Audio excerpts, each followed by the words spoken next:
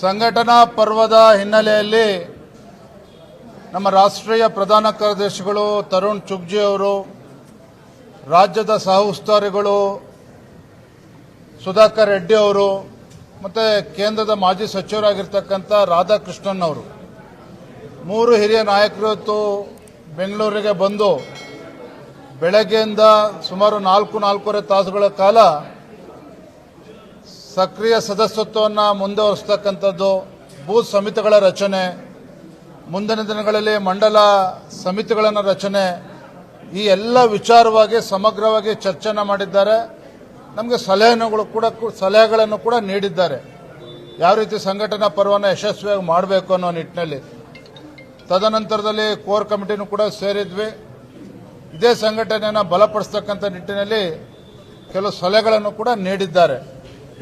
ಹಾಗಾಗಿ ಸಂಘಟನಾ ಪರ್ವದ ನಿಟ್ಟಿನಿಂದ ಇವತ್ತು ನಡೆದಿರ್ತಕ್ಕಂಥ ಸಭೆ ಎಲ್ಲ ಏನು ಸಲಹೆಗಳನ್ನು ನೀಡಿದ್ದಾರೆ, ಮಾರ್ಗದರ್ಶನ ನೀಡಿದ್ದಾರೆ, ನಮ್ಮೆಲ್ಲ ಜಿಲ್ಲೆಯ ಅಧ್ಯಕ್ಷರುಗಳು, ರಾಜ್ಯದ ಪದಾಧಿಕಾರಿಗಳು ಎಲ್ಲವನ್ನೂ ಕೂಡ ಗಮನದಲ್ಲಿ ಇಟ್ಕೊಂಡು ಮುಂದಿನ ದಿನಗಳಲ್ಲಿ ಇನ್ನೂ ಕೂಡ ಸಂಘಟನೆ ಗಟ್ಟಿಗೊಳಿಸ್ತಕ್ಕಂಥ ಕೆಲಸ, ಬಲಪಡಿಸ್ತಕ್ಕಂಥ ಕೆಲಸ ನಮ್ಮೆಲ್ಲರ ಮುಖಂಡರ ನೇತೃತ್ವದಲ್ಲಿ ನಾವು ಮಾಡ್ತೇವೆ.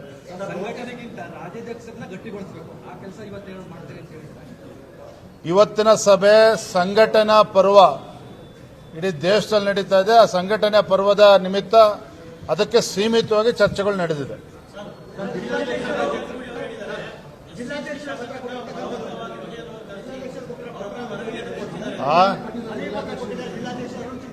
ಯಾವುದೇ ಜಿಲ್ಲೆಯ ಅಧ್ಯಕ್ಷರುಗಳು ಯಾವುದೇ ಮನವಿಯನ್ನ ನಮ್ಮ ರಾಷ್ಟ್ರೀಯ ನಾಯಕರುಗಳಿಗೆ ನೀಡಿಲ್ಲ.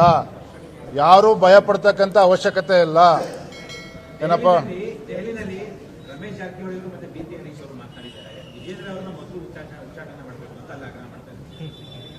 ಹರೀಶ್ ಹೆಸರು ಮುಂದೆ ಏನಿದೆ? BP ಇದೆ. ಸ್ವಲ್ಪ ಅವರು ಸಹನೆನ ಕಳ್ಕೊಳ್ತಾರೆ ಅವಾಗ ಅದೇನಾರ ಇರಲಿ. ಅವರು ಕೂಡ ನಮ್ಮ ಶಾಸಕರಿದ್ದಾರೆ, 2ನೇ ಬಾರಿ ಗೆದ್ದಂಥ ಶಾಸಕರಿದ್ದಾರೆ. ಇನ್ನು ಬೇರೆ ನೋಟಿಸ್ಗಳು ಎಲ್ಲವೂ ಕೂಡ ಕೇಂದ್ರದ ರಾಷ್ಟ್ರೀಯ ನಾಯಕರ ಮುಂದೆ ಇದೆ, ಎಲ್ಲವನ್ನು ಕೂಡ ಗಮನಿಸ್ತಾ ಇದ್ದಾರೆ. ಸಂಬಂಧಪಟ್ಟಾಗಿ ಅಸಮಾಧಾನ ವ್ಯಕ್ತಪಡಿಸ್ತಾ ಇದೆ. ನಾಯಕರುಗಳ ಅಡ್ಜಸ್ಟ್ಮೆಂಟ್ ರಾಜಕಾರಣದಿಂದಾಗಿ ನಮ್ಮಗಳಿಗೆ ಪಕ್ಷದಲ್ಲಿ ಗೌರವ ಅಂದ್ರೆ ಸರಿಯಾಗಿ ನೋಡ್ಕೊಳಕ್ ಆಗ್ತಾ ಇಲ್ಲ ಅಂತೇಳಿ ಕಾರ್ಯಕರ್ತರ ವಲಯ ಎಲ್ಲಿಯವರು ಕಾಯಬೇಕು ವಿಚಾರ. ಯಾವಾಗ ವಿಜಯೇಂದ್ರನನ್ನ ರಾಜ್ಯದ ಅಧ್ಯಕ್ಷನನ್ನಾಗಿ ನಮ್ಮ ರಾಷ್ಟ್ರೀಯ ನಾಯಕರು ಘೋಷಣೆ ಮಾಡಿದ್ದಾರೆ, ನನ್ನ ಅಜೆಂಡಾ ಅಥವಾ ನನ್ನ ಮೂಲ ಉದ್ದೇಶ ಮುಂದಿನ ದಿನಗಳಲ್ಲಿ ಭಾರತೀಯ ಜನತಾ ಪಾರ್ಟಿ ಸ್ವಂತ ಶಕ್ತಿಯ ಮೇಲೆ ಅಧಿಕಾರಕ್ಕೆ ಬರಬೇಕು. ಎರಡನೇದಾಗಿ ಏನು ಅಡ್ಜಸ್ಟ್ಮೆಂಟ್ ರಾಜಕಾರಣ ಅಂತೇಳಿ ನಮ್ಮ ಕೆಲವು ಕಾರ್ಯಕರ್ತರು ಮುಖಂಡರಲ್ಲೂ ಕೂಡ ಅಭಿಪ್ರಾಯ ಇದೆ, ಅವೆಲ್ಲದಕ್ಕೂ ಕೂಡ ಇತಿಶ್ರೀ ಆಡಬೇಕು. ಆ ನಿಟ್ಟಿನಲ್ಲಿ ನಾನು ಪಕ್ಷಕ್ಕೆ ಶಕ್ತಿ ತುಂಬತಕ್ಕಂಥ ಕೆಲಸ ಮಾಡ್ತಾ ಇದ್ದೇನೆ. ರಾಜ್ಯದ ಅಧ್ಯಕ್ಷನಾಗಿ ಪ್ರಾಮಾಣಿಕವಾಗಿ ದುಡಿತಾ ಇದ್ದೇನೆ.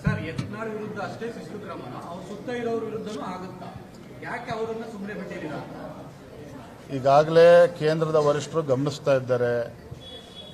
ಶಿಸ್ತು ಕ್ರಮ ಕೈಗೊಳ್ಳಬೇಕಾ, ಈಗ ಸುಮ್ಮನೆ ಬಿಡಬೇಕಾ, ಎಲ್ಲವೂ ಕೂಡ ತೀರ್ಮಾನ ಮಾಡ್ತಾರೆ. ಥ್ಯಾಂಕ್ ಯು, ಧನ್ಯವಾದ.